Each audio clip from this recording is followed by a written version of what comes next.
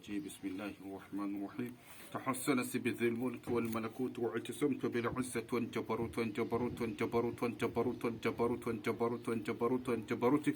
وتقاتل الملك الحي القيوم الحليم الذي لا ينام ولا يموت دخلت في حرز الله دخلت في حفظ الله دخلت في أمان الله بحق كفها يا عيسى كفيت كفينا كفيت كفينا كفيت كفينا كفيت كفينا كفيت كفينا كفيت كفينا وبحامي معين سين قاف هميت همينا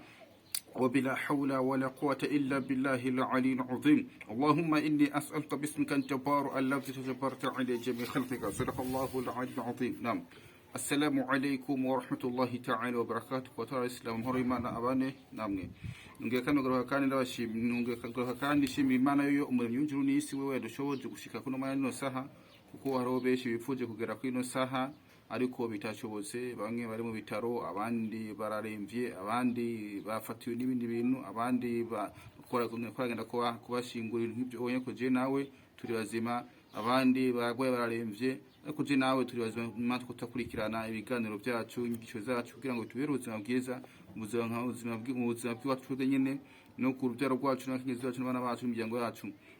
kuri ubonye rero cyane Dr. Swale imaze kuvuga ibimenyetso byinshi n'ibiganiro byinshi imaze no kuvura n'abantu benshi cyane gose ari hanze y'igihugu mu gihugu cyacu cy'u Burundi mu mihingo novuga ko mu mihingo yose igize isi nta numwe atatwitura numwe tutaratunganiriza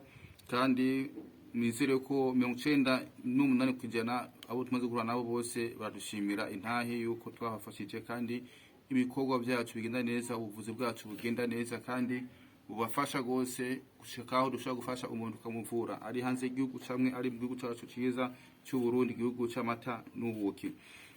kuri ubwo rero buheruka twaravuze ibimenyetso twaravuze buheruka kiganiro kuvuga twaravuze ikiganiro cerekeye jini mahaba ingene bameze ubwoko bwabo twavuze ko jini mahaba bari mu bwoko twavuze ubwoko bushaka kuri bune twaravuze ashike turavuga umun murdam turavuga liyun turavuga layli bose turavuze ubwo turavuga ibimenyetso byabo turavuga n'ingene bameze kenshi ibimenyetso byabo bikunda kuza mu nzozi ingene babwire yuko ijini ni ikintu kitaboneka ijini ni ikintu kitaboneka kubera ni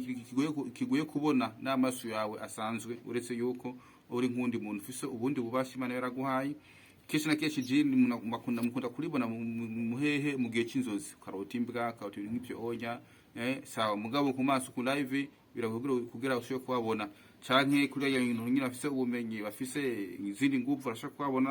kubabona abaje nk'imbwa canke bakabana n'inzoka bakabana n'inka bakabana n'iki bashaka kubabona nk'utwe ngaha turi kumwe nabo ariko ku maso asanzwe no shaka kubabona oya bifise umva uretse ujyaho ingabiro n'Imana kugira ngo ashobore kubonana n'ibema nk'ibyo onye ama rero nibizere yuko ari amahoro muherereye hose abari mu buzi abagiye gutembera abari mu mihingo itandukanye bose nizere ko mfise amahoro y'Imana abane namwe kandi mugire kuranirwa mu byanyu no mu banyu byose hama nago nabwire yuko kuno mwanya uri hejuru rige turabe ibimenyetso nyamukuru bigaragaza ijini ry'indogano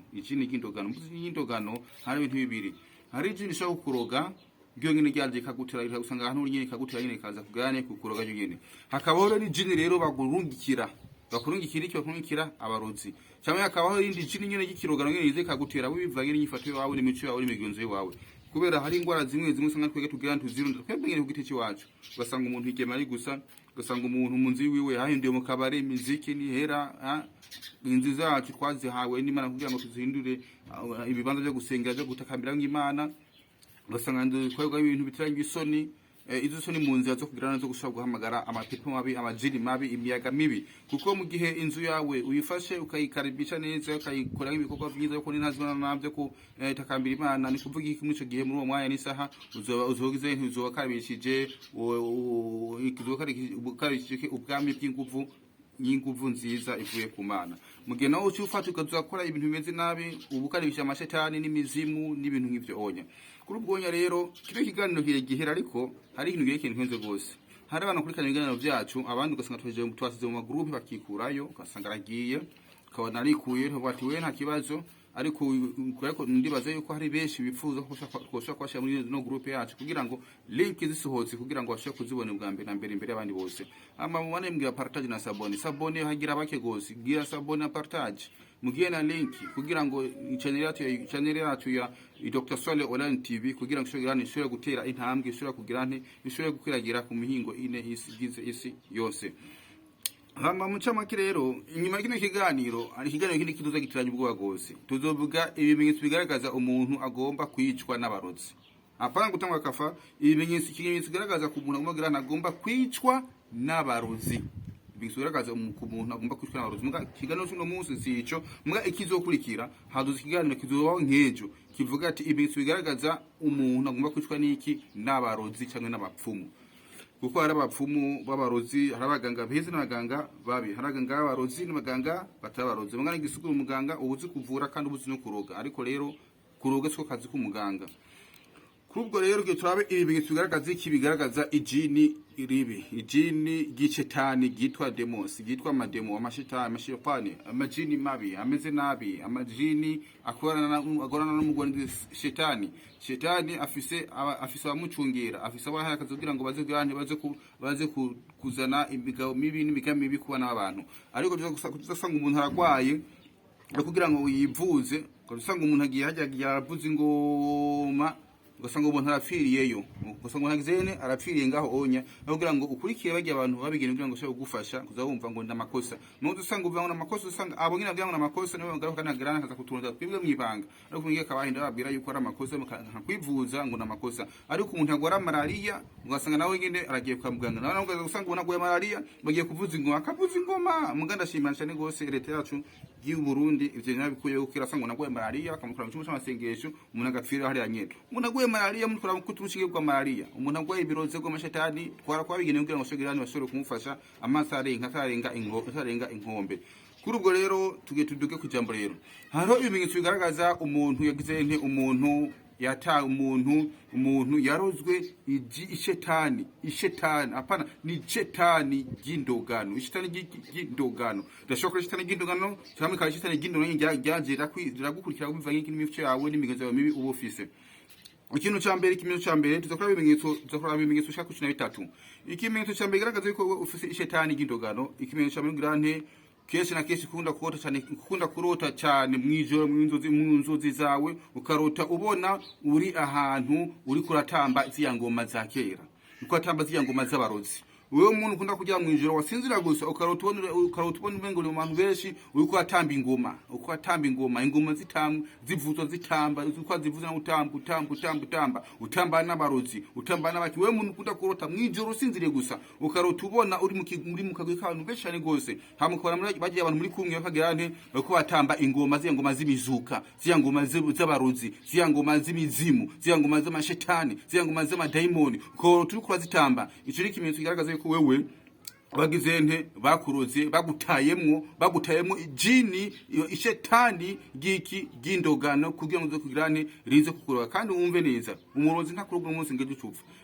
umurozi ushaka kukuroga akavuga ati akakurukira ishetani kikaza gutenge neza umwaka wose kukanyuma ukaburagiye. Urivye bimenyetso tubivuga kugira ngo bibafashe kugira ngo ntangire uzovuga ati ntavyo yumvise, kugira ngo nabyo bimenyetso waza kumva ubifise kugira ngo turonde kirikare tugufashe amaso agira nzarenka ingombe. Umuntu rero kunda kurota mwijoro ukarota ubona uri ahantu mu kagwe k'abantu benshi, nuko baratamba ziyangoma z'ingoma z'imizuka bijya kunda kuvuga ijya n'imizuka, ugasanga ntambaye ibintu mu maso vyera ko ataba nk'imizuka bazura amaso n'ivyo onya, ugasanga ntambaye ibintu vyirabura ibintu nk'ivyo onya. Ni kuvuga iki ico kimenyetso kigaragaza ko yagize nte warozwe canke mu mubiri wawe ufise iki ijini gishetani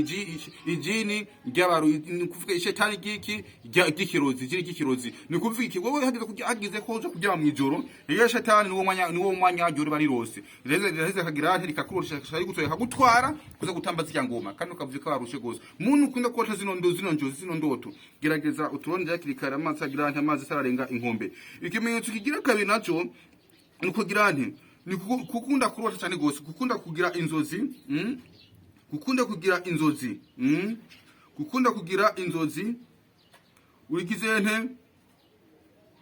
uri hehe uri mu kagwe kantu be cyane gose. Muntu ukunda kugira inzozi ubona uri mu kagwi k'abantu benshi cyane gose ubona abantu bari gusa abantu bambaye impuzu zirabura bamwe bariko barima abandi bariko baravoma abandi bariko baracinja abandi bariko baracinja abantu kwacinja intuze abandi bariko barakinda abandi bariko baragirana ukunda ko ndoto nkizo onya ubona uri mu kagwi k'abantu benshi cyane gose abo bantu benshi ukona n'abantu kira muntu wese akora akazi kiwiwe kandi ubwo buzima bakora ko umenga ni bitanye ubwoba ukona hari abantu menga bameze nk'inzoka abandi abantu bariko barakinda ibindi gusana ibintu bitanye ubwoba kimva hano byagenze gute kumbe nigiye shetani gindogano rya shetani gikirozi ryo mu kuzimu kandi shetani rafise gade riri gose shetani noshaka kuvuga yuko shetani gizene noshaka kuvuga yuko nuva yuko ari iki ari icegera cha satani kuko satani rafise abakoresha muzi ko dutanga igigisho yerekana iki yerekana ubwami bwa shetani n'abagenzi biwiwe abo bikora n'amashetani uhereye kuba bajya nshaka kuvuga ati abami satani ubwami bwa satani ivyegera by'iwiwe n'abakwana bo tuzobitanga byo umunsi umwe twabona Chanel yacu Dr. Soil TV maze kuduga imbere gose tuzogira gutanga ivyo biganiro